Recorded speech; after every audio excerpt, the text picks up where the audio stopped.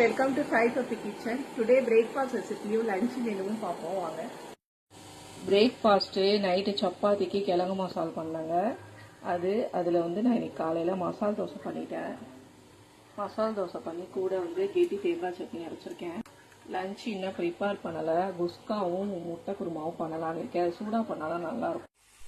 Lunch prepare பண்ணிட்டேங்க. நல்லா ஸ்பைஸியாக குஸ்காங்க புழுங்கல் அரிசியில் தான் பண்ணியிருக்கேன். குஸ்காங்க நல்லா ஸ்பைஸியாக குஸ்கா பண்ணி எடுத்து வச்சுருக்கேன்.